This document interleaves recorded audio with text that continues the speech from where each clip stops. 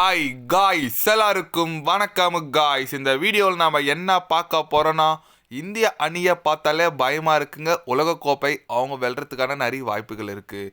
New Zealand அணி எதனா அவங்க 4வது T20 போட்டி தோக்கலை, விட்டு தான் கொடுத்துருக்காங்க.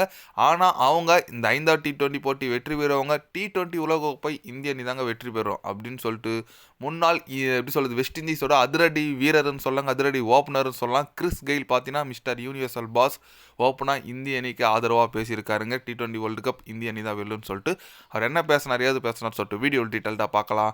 அதுக்கு முன்னே நீங்கள் நம்ம சேனலுக்கு புதுசாக வந்திருந்தீங்கன்னா ஒரு சப்ஸ்கிரைப் மட்டும் பண்ணிவிட்டு வீடியோக்குள்ளே போகலாம். ஆமாங்க, கிறிஸ் கெயில் அவர் என்ன சொன்னார் கேட்டிங்கன்னா, உண்மையாக உலகில் தலை சிறந்த அணி இந்தியா தாங்க. இந்திய அணியை பார்த்து மற்ற அணிகள்லாம் பயப்படுறாங்க. அதுவும் இந்தியாவில் நடக்கிறனால இந்திய அணி இருக்கிற ஃபார்முக்கு வேர்ல்டு கப் அவங்க தான், T20 வேர்ல்டு கப் அவங்க தான் அடிப்பாங்க. அதில் எந்த விதமான சந்தேகம் இல்லை. நியூசிலாந்து எதிரான 4வது T20 போட்டி இந்தியா தோல்வி, அவங்க தோக்கலை, விட்டு தான் கொடுத்துருக்காங்க. நான் சொல்லுவேன், அவங்க விளையாடணும் ஜெயிக்கணும்னு நினச்சிருந்தா கண்டிப்பாக அந்த போட்டி ஜெயிச்சிருவாங்க. அவங்க ஏதோ பயிற்சி ஆட்டம் மாரி விளையாடினாங்க. 5வது T20 போட்டி கண்டிப்பாக இந்திய அணி வெல்லுவாங்க. அதில் விளையாடுற பிளேயிங் லெவல் தான் அவங்க வேர்ல்டு கப் எடுத்துகிட்டு போவாங்க. அதனால் அந்த பிளேயிங் லெவல் ரொம்ப ரொம்ப முக்கியம். அதில் சஞ்சு சாம்சன் இருப்பரா சொல்லிட்டு ஒரு கேள்விக்குறி இருக்குது. இந்திய அணிக்கு நான் வாழ்த்துக்கள் சொல்லிக்கிறேங்க உலகக்கோப்பை வெல்றதுக்கு. நீங்கள் வேணால் பொறுத்திருந்து பாருங்கள், நான் சொன்ன வேர்டை மார்க் பண்ணி வைங்க. இந்திய அணி T20 உலகக்கோப்பை மீண்டும் இந்த ஆண்டு வெற்றி பெறும் அப்படின்னு சொல்லிட்டு நம்ம கிறிஸ் கெயில் பார்த்தீங்கன்னா, தலைவன் என்னங்க இவ்வளோ கான்ஃபிடண்ட்டாக இந்திய அணிக்கு சப்போர்ட் பண்ணி பேசுகிறாரு. ஏன்னா அவரோட நாட்டு அணியும் வெஸ்ட் இண்டீஸ் விளையாடுது, பட் ஆனால் அவர் இந்தியாவுக்கு தான் சப்போர்ட் பண்ணி பேசியிருக்காரு. என்னமோங்க நல்லா சப்போர்ட் பண்ணி பேசியிருக்காரு. ஓகே அவர் சொல்கிறது ஏற்றுக்கலாம். இந்தியன் நல்ல டீமாக தான் இருக்குது, பட் வேர்ல்டு கப் நல்ல பர்ஃபார்மன்ஸ் பண்ணணுங்க. ஏன்னா அடுத்து பார்த்தீங்கன்னா நம்ம டீம் ஒரு இந்தியா மட்டும் அதில் விளையாடல, ஆஸ்திரேலியா இருக்குது, அப்புறம் நம்ம இங்கிலாந்து, சவுத் ஆஃப்ரிக்கா நல்ல டீம்கள், நியூசிலாந்து நல்ல டீம் தான், நல்ல டீம்கள்லாம் இருக்குது.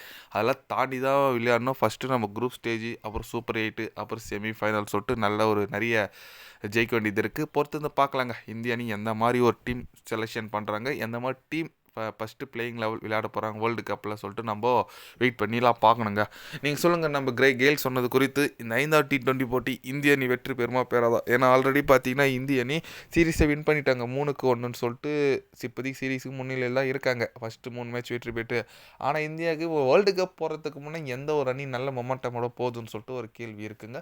ஏன்னா 5வது T20 போட்டி இந்திய அணி வெற்றி பெற்றாதான் வேர்ல்டு கப் முன்னே ஒரு மேட்ச் வின் பண்ணி ஒரு நல்ல ஒரு மொமெண்டம் இருக்கும். அதனால் பொறுத்து வந்து பார்க்கலாம்.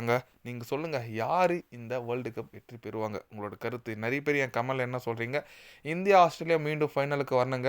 அதே நரேந்திர மோடி ஸ்டேடியமில் தான் ஃபைனல் நடக்க போகுது.